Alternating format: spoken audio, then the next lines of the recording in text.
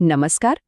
ક્યારેય વિચાર્યું છે કે મોટી મોટી કંપનીઓ હજારો પ્રોડક્ટ્સની ક્વોલિટી એકસાથે કેવી રીતે ચેક કરતી હશે?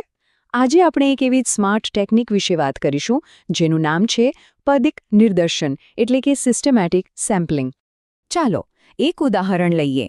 માની લો કે એક મોટી ફેક્ટરી છે જ્યાં રોજ હજારોની સંખ્યામાં વસ્તુઓ બને છે. હવે દરેક એક વસ્તુને ચેક કરવી તો શક્ય જ નથી, બરાબર ને? તો પછી ક્વોલિટીની ખાતરી કેવી રીતે કરવી? બસ અહીં જ સેમ્પલિંગની જરૂર પડે છે. અને પદિક નિદર્શન એ આ કામને એકદમ સરળ બનાવી દે છે. તો આખરે આ પદિક નિદર્શન છે શું? એકદમ સિમ્પલ ભાષામાં કહું તો આ એક એવી રીત છે જેમાં આપણે આખા ગ્રુપમાંથી એક ચોક્કસ અંતરે સેમ્પલ લઈએ છીએ. જેમ કે માની લો કે 100 લોકોની લાઈન છે, તો આપણે નક્કી કરીએ કે દર 10મા માણસ સાથે વાત કરીશું. બસ આટલું જ. આની પ્રોસેસ છે ને એ તો એનાથી પણ સહેલી છે.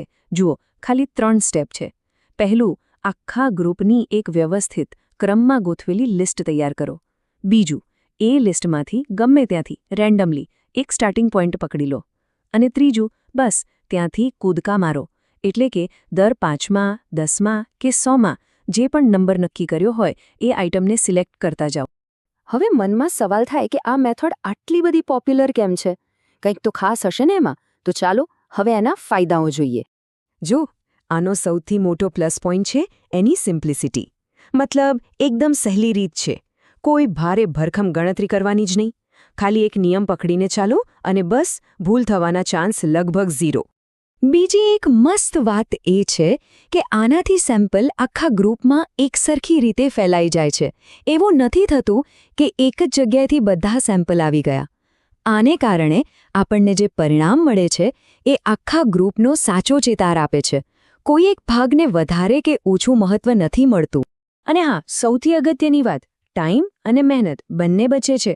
બીજી બધી જે રેન્ડમ મેથડ્સ છે ને એમાં બહુ માથાકૂટ હોય છે. એની સરખામણીમાં આ તો એકદમ ફટાફટ પતી જાય. એટલે જ મોટા સર્વે માટે આ બેસ્ટ ઓપ્શન ગણાય છે. પણ અહીં એક પણ છે. જેમ દરેક સિક્કાની 2 બાજુ હોય એમ આ મેથડ જેટલી સારી છે એટલા જ એના કેટલાક રિસ્ક પણ છે. તો હવે જરા એની બીજી બાજુ જોઈએ કે ક્યાં સાવચેત રહેવાની જરૂર છે. મોટાભાગે 3 વસ્તુઓ છે જેનું ધ્યાન રાખવું પડે. પહેલું, તમારી પાસે આખા ગ્રુપની આખી કમ્પ્લીટ લિસ્ટ હોવી જ જોઈએ. બીજું, હવે આ લિસ્ટ બનાવવાનું કામ જ ક્યારેક બહુ અઘરું પડી જાય છે. અને ત્રીજું અને સૌથી ખતરનાક એ છે પક્ષપાત એટલે કે બાયસ થવાનું જોખમ. ચાલો પહેલા મુદ્દા પર જ વાત કરીએ. સૌથી મોટી ચેલેન્જ શું છે? એ જ કે જો આખા ગ્રુપની લિસ્ટ જ ના હોય તો? વિચારો, કોઈ મોટા દેશનો સર્વે કરવો હોય તો શું દરેક નાગરિકની લિસ્ટ મળશે? ના, લગભગ અશક્ય છે. અને જો લિસ્ટ જ નથી તો પછી આ મેથડ કામ જ નહીં કરે. હવે આવે છે આ મેથડનો સૌથી મોટો વિલન. શું થાય જો તમારી લિસ્ટ એમ તો સીધી સાદી દેખાતી હોય પણ એની અંદર કોઈ છુપી પેટર્ન હોય તો? વિચાર્યું છે ક્યારે?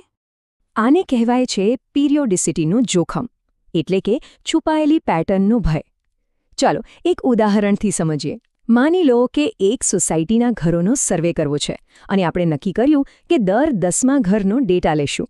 પણ જો એ સોસાયટીમાં દર 10મું ઘર ખૂણા પરનો મોટો બંગલો હોય તો શું થશે? આપણા સેમ્પલમાં તો ખાલી મોટા બંગલા જ આવશે. આખા સર્વેનું પરિણામ જ ખોટું થઈ જશે. આ છે અસલી જોખમ. તો હવે આખી વાતનો સાર શું? આટલા બધા ફાયદા અને ગેરફાયદા જોયા પછી નક્કી કઈ રીતે કરવું કે આ મેથડ ક્યારે વાપરવી અને ક્યારે નહીં? ચાલો એને પણ એકદમ સરળ રીતે સમજી લઈએ. જુઓ, અહીં બધું એકદમ ક્લિયર થઈ જશે. જો તમારી પાસે બહુ મોટો ડેટા સેટ છે જે રેન્ડમલી ગોઠવાયેલો છે અને તમારે કામ ફટાફટ પતાવવું છે તો આ મેથડ બેસ્ટ છે. પણ જો તમારી પાસે કમ્પ્લીટ લિસ્ટ જ નથી અથવા તમને એવી શંકા છે કે ડેટામાં કોઈક પ્રકારની છુપી પેટર્ન હોઈ શકે છે તો મહેરબાની કરીને આ મેથડથી દૂર રહેજો. એ જ વધુ સારું રહેશે. તો છેલ્લે આખી વાતનો એક જ સવાલ છે કે શું આપણે આપણા ડેટાને ખરેખર ઊંડાણથી સમજીએ છીએ? કારણ કે જુઓ, કોઈ પણ ટેકનિક સારી કે ખરાબ નથી હોતી. બધું એના સાચા ઉપયોગ પર આધાર રાખે છે. તો સવાલ એ છે કે એવી કઈ છુપી પેટર્ન્સ છે જે કદાચ આપણી નજર બહાર રહી જાય છે? આ સવાલ પર જરૂરથી વિચારજો